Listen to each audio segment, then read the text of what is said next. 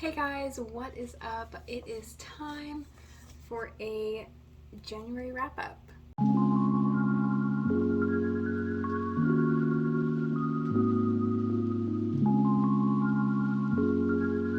So let me clear up the elephant in the room. I did cut my hair and I'm obsessed with it. It's so much better, less hassle.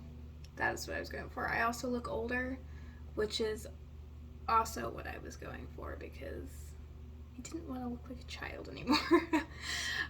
Because I'm in fact too old to be looking like a child. So this is the new look. As I said, and as you can tell from the title, this is my January wrap up. I had let me say this correctly. I had a good reading month as far as quantity. I read 10 books. Pretty good. Not gonna lie, I'm pretty proud of myself. I was not expecting that. Quality-wise, not great. Yeah, this month was not great. Not great at all. I didn't read any of the arcs that I had planned on reading. Love that for me, but we're not putting pressure there. It's fine. I have them on my Kindle, so whenever I do get to them, I can review them. I will get to them this year, well, hopefully. But yes, so I read 10 books, and we're just gonna go through them. I own majority of the ones that I read, and then some of them were books that I either got from Scribd or listened to the audiobook. So that is what happened. So let's get into it. Also, I love my outfit for today. So the first book, let me find it. Okay, the first book of the year was a major flop. I was buddy reading this, and so we started it at the end of December, and we finished it in January. And I have got to say, this book is terrible. And I feel really bad because everyone else in my buddy read was like, oh my god, this book was so good. And I just could not. I had to listen to the audiobook to even get through it because I don't really like DNFing buddy reads. Just my thing. And so that's the only reason I did not DNF this book. This was terrible. It's This Time Next Year by Sophie Kelsons. This got 1 star. It was just not it. I don't really understand the reason for this story. So it's about, it's about this girl named Minnie. Her name is Minnie Cooper. First off, red flag. That should have told me I was not going to like this book. It's so stupid. So Minnie Cooper meets Quinn Hamilton, and basically Quinn has taken her name that she was supposed to have, and she thinks that because her name is not Quinn, like her mother planned, it has caused her this enormous amount of unluckiness, which makes no sense. It's so stupid. They were born on the same day, and they and somehow this connects them. I don't know. And every time that they meet, basically, it's like right before their birthdays on New Year's. It's just stupid.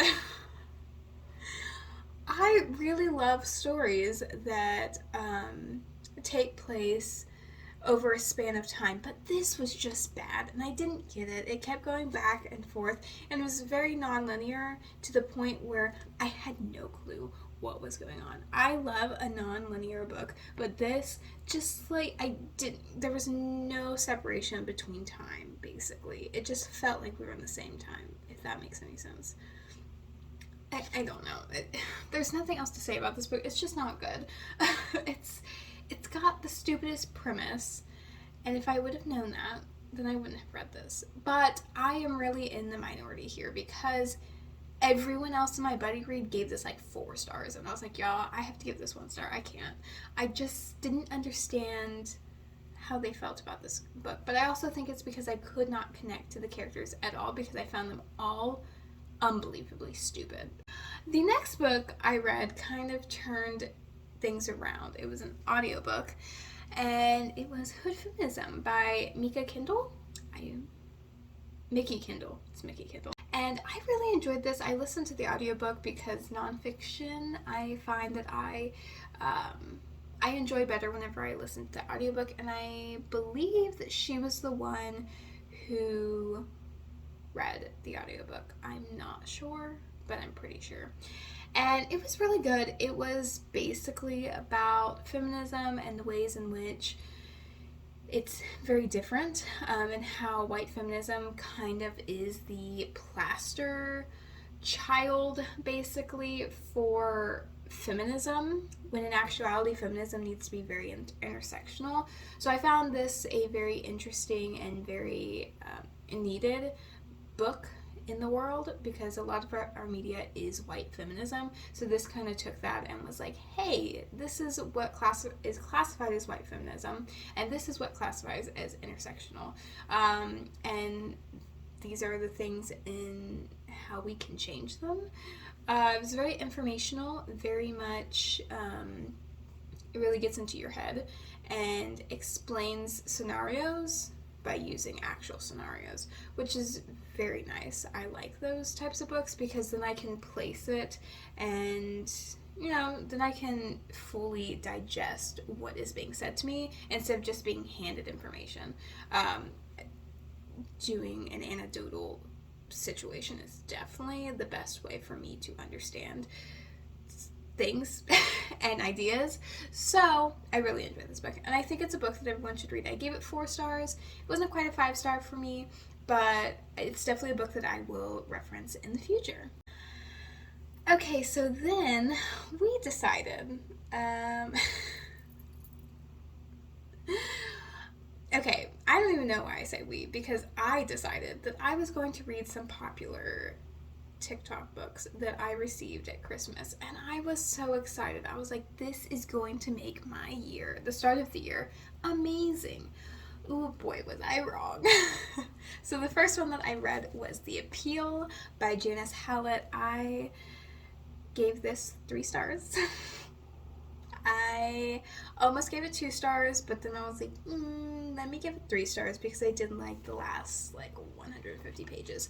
But this is so boring.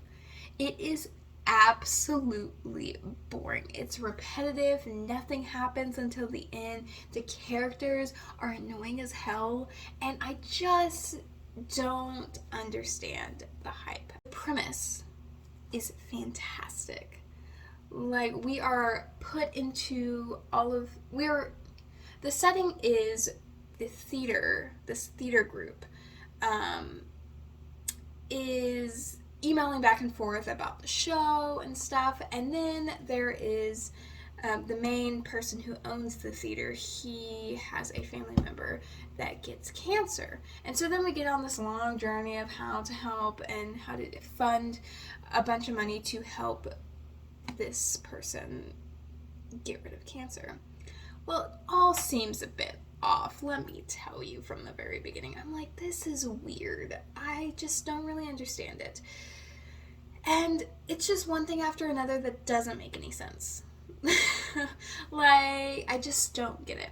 Anyway, the premise is fantastic, but the execution is terrible. It is so boring, and literally the whole thing is 1 murder, 15 suspects. Can you uncover the truth? I'll tell you, the murder doesn't happen until 150 pages away from the end.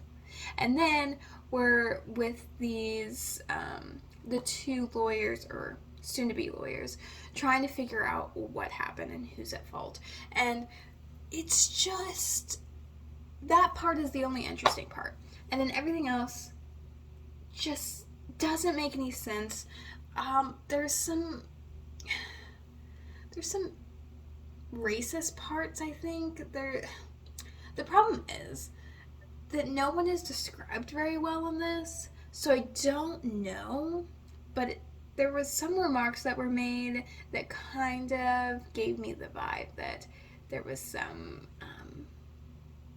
of these characters had issues with people of color, and I'm not sure if any of the characters were actually people of color, but I think the doctor in this is, and it just, it just felt a little off for me and made me feel a little uncomfortable about reading this. The main character in particular makes a lot of comments about Africa and like just trying to, like, she wants to give these shirts to children in Africa, and that just does not sit right with me. It's just a little weird. I don't know. Anyway, that made me super uncomfy in this. But overall, it's just a boring book. Nothing happens. Okay, the person that gets murdered, not even surprising. And it's just stupid. And I don't think that it should be as hyped as it is. I'm so upset about it. I really am. I did give it 3 stars because there was some really good quotes in here as well. But that's it. I really don't think this is worth your time. So if you're thinking about reading it, don't. Next, we tried another huge TikTok, Bookstagram, BookTube, like fave. It came out in 2016, I think, and it just rose to severe fame because of TikTok. And y'all lied to me. Y'all lied your asses off to me about this one, and I'm really upset about it. Like, I am the most upset about it. It Ends With Us by Colleen Hoover. I had high hopes for this, not only because you guys hyped it up, or let me not say you guys, the TikTok verse hyped this up like no other, but also because I rated Ugly Love by Colleen Hoover 5 stars. Was it last year or the year before? And I absolutely loved it. So I had high hopes for this one. Well, listen, I rated it 2 stars. I did not understand the romance in this book. I mean, the lack of, kind of, basically. It was just... So there's a lot of abuse in here, if you haven't heard. I did not know that going into it, but it's very abusive and quite triggering, so just beware. But that's not why I rated it 2 stars. It was just cringy. So this man is super abusive, right? So, already don't like him. But even in the romantic parts, it's just absolutely cringy. The writing is just not at her best. And I don't know why. I don't know why this is so hyped. It's just not where it needs to be in writing, and compared to Colleen Hoover's books that I have read, this absolutely does not rank in any way against them. I also read another Colleen Hoover book this month that I will get to that I actually enjoyed a lot. So this just wasn't it. Again, it's very triggering, so beware. But I just don't think it's worth your time. I teared up near the end just because it's something that I wish would have happened in my life, how it ended. So that's the only reason why. It wasn't because I connected with the characters, because I didn't like any of the characters. But there's so much going on, and I don't know. I'm not a fan. Also, this was the book that I chose for my TBR knockout prompt of books I meant to read last year, because I 100% meant to read it. But I sadly read it this year. The next book I read was my choice for the Buzzwordathon of what, when, where, how, why. So I chose What Miss McGillicuddy Saw by Agatha Christie, and this is a short read. I thought this was pretty good. I gave it 3 stars. If you see me looking down, I'm looking at my ratings. I gave this 3 stars, and I enjoyed it. I think this was one of the better ones that I have read recently by Agatha Christie. I really enjoyed it. I thought it was fun. It's about a woman who thinks that she sees a murder on a train, and, well, Miss McGillicuddy, literally. Not a woman. But Miss McGillicuddy saw a murder on a train, so she's trying to figure out who it was and how it happened. So she asked Miss Marple to help her, and Miss Marple gets herself and one other woman, I don't remember her name, to help figure out what happened. And yeah, I really enjoyed this. It was a fun ride. I read this within like 2 hours, and it was fun. I will say it was an enjoyable ride, so I gave it 3 stars. The next book I read after that one was The Year We Learned to Fly by Jacqueline Woodson. I was waiting for this one to come out because I love Jacqueline Woodson. So I'm trying not to read as many picture books this year. I know that doesn't mean anything if I read a lot of picture books, but it's just not what I'm wanting to read at the moment. But I knew this came out in January, so I decided to read it. And it was really good. I gave it 4 stars. It was a lot different than I expected. Jacqueline Woodson puts information about where this story came from, about learning how to fly and get away from the situation that you're currently in without actually leaving it. And I thought it was very interesting. I really enjoyed it, and it has a lot more meaning than I thought it was going to. A lot of children's books nowadays do have that tendency, which I really love. So I'm glad I read it. And I highly recommend it if you have children, or if you just really love reading picture books, then this is a perfect read. Then we go back to the flops. I read the last book that I have not read by Amanda Lovelace that is out, and it is To Make Monsters Out of Girls. I read the second one in this series. I think this is something about haunting, this series, but I read something about Ghost and Coffee. I read that last year, and I also don't think I enjoyed it that much. But To Make Monsters Out of Girls was not great. It gave it 2 stars, and there was just something off about it. I've noticed that every book that I've read by Amanda Lovelace that isn't in the Women Are Some Kind of Magic series, besides the last one, the one about the mermaids, we don't talk about her. That one was not good.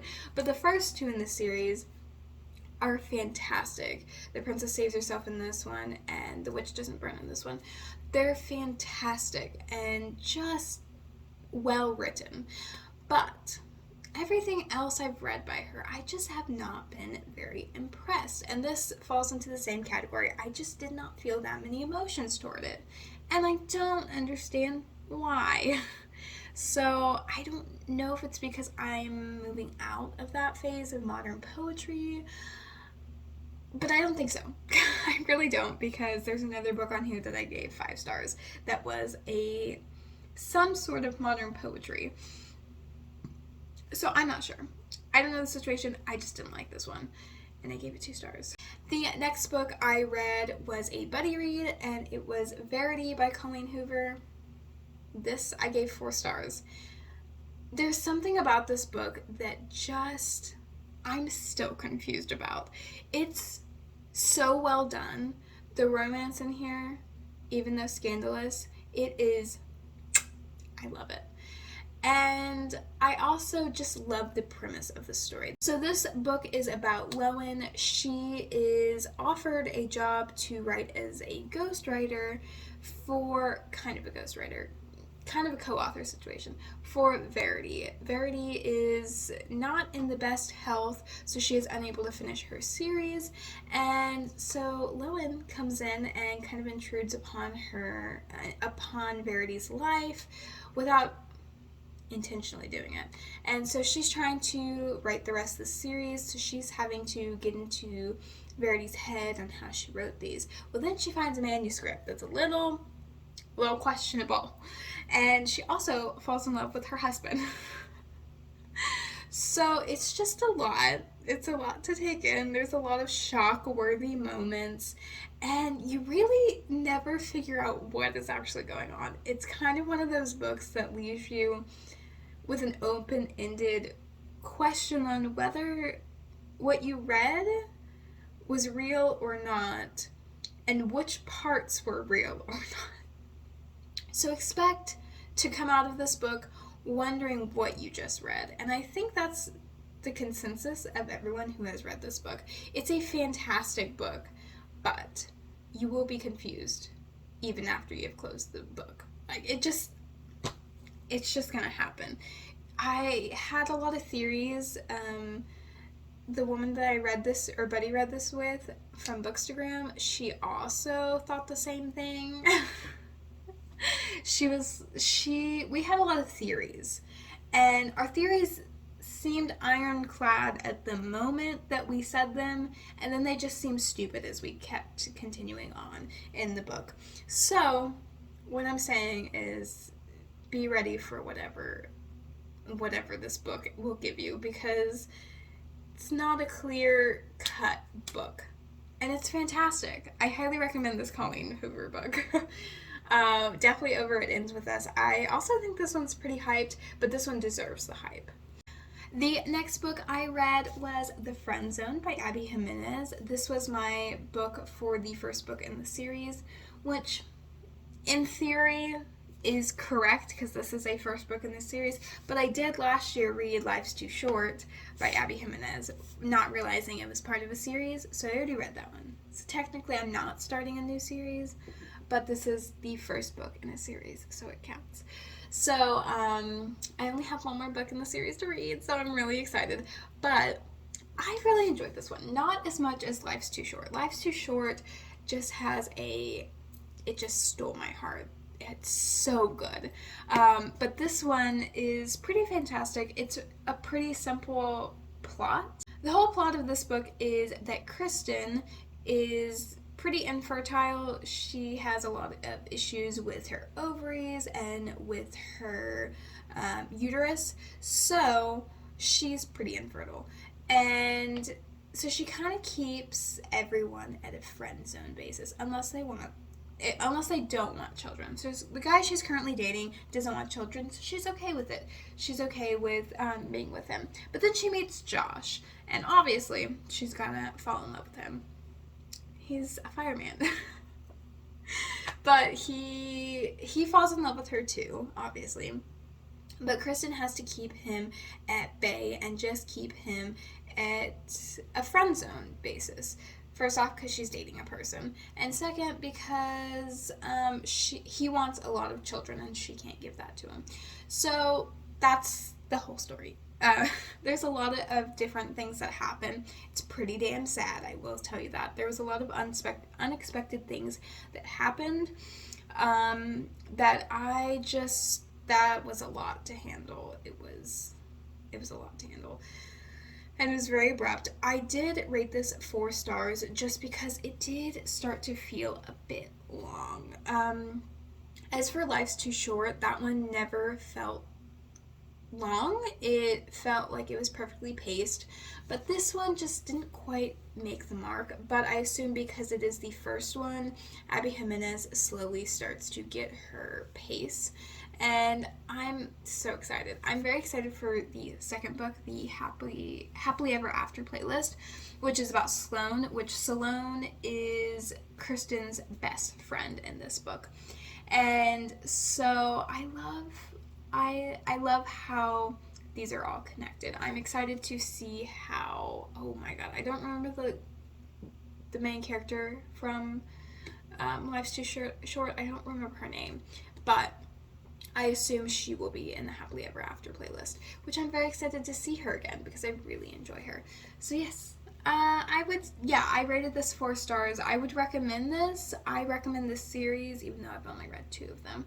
But Life's Too Short is phenomenal, and I think this is a great rom-com.